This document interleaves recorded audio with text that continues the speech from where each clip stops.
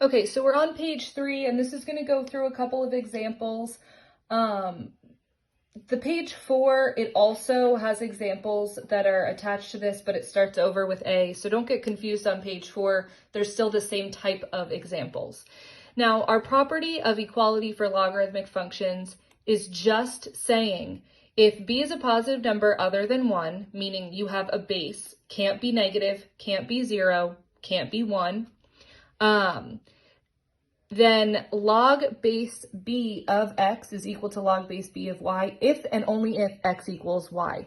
So an exponential equation that would represent this is if I said like x to the 5th power is equal to x to the what power, then 5 has to equal that question mark. Same exact concept, except now we're working with logarithms. So if I go down to A on this page and we are solving these logarithms, if I say log base 5 of p squared minus 2 is equal to log base 5 of p. Now, as long as you have one logarithm with the same exact base on either side of the equation, you can get rid of them, okay? It's as easy as that. So I have a log on this side, I have a log on this side, this and this can go away, and what I'm left with is p squared minus 2 equals p. Now, this is a quadratic equation now. We are not dealing with logarithms. We do not have to worry about any of that. This goes back to our Algebra 1 skills. So I'm going to subtract p from both sides. So I have p squared minus p minus 2 is equal to 0. You are going to factor this however you're comfortable factoring. Some of you use the box method. Some of you are guessing and checking. Some of you use methods I don't even understand. However you're doing it, it's fine. So we have p and p. We're going to have -2, +1. This is our factored form. We go through, do our zero product property, which most of you skip and just write your answers, which is sometimes why your signs are incorrect. But this gives me p equals 2 and p equals -1. Now, what we have to do is plug them back in and check to make sure that they're both going to work. So if we have p equals 2 and we plug this in here, that gives me log base 5 of 2 squared minus 2 is equal to log base 5 of 2. 2 squared is 4, 4 minus 2 is 2, so log base 5 of 2 is equal to log base 5 of 2, and we're good to go, okay? So I know that this is going to be one of my answers. Let's take a look at the next one. We have log base 5 of -1 squared minus 2 is equal to log base 5 of -1. -1 squared is 1 minus 2. That gives us -1. This one also checks out. And for now, we're going to say that both of these are going to be our answers. Okay, so if we take a look at this next problem, it's going to be very similar to the one we just did. You're going to get rid of your logs on both sides because they're both log base 3.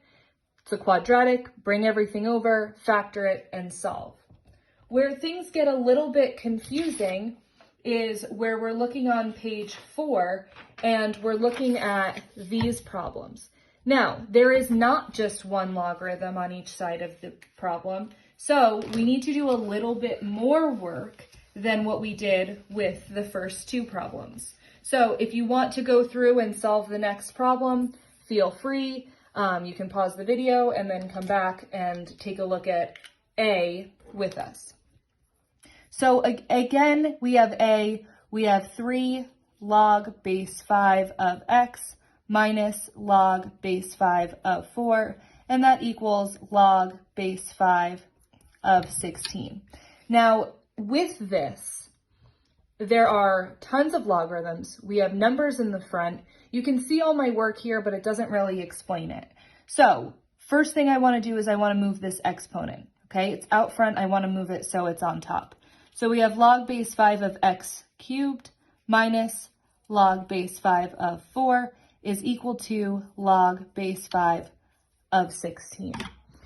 The next thing we need to do is we need to condense these because we can't just get rid of logarithms unless there's only one on either side of the equation. So we have log base 5 of x cubed divided by 4 because it's subtraction, so it's our quotient property, is equal to log base 5 of 16. From here, now that we have one logarithm on each side, these can go away, leaving us with x cubed divided by 4 equals 16. I know that all of you can finish solving this from here, but I'm going to help you out. We're going to multiply both sides by 4 to get rid of this fraction, leaving us with x cubed equals 64. The next thing is we need to undo that cubed root. So in order to undo the cubed root, we're going to take the cubed root of both sides, giving us x equals 4. It is not plus or minus 4, it is not negative 4, it's just positive 4 because of the fact that we're taking an odd root.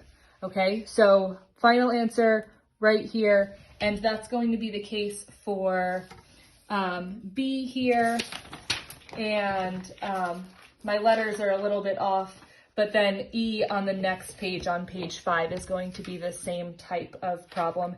And my work and answers are there. So I would do the work and check that while you're going through.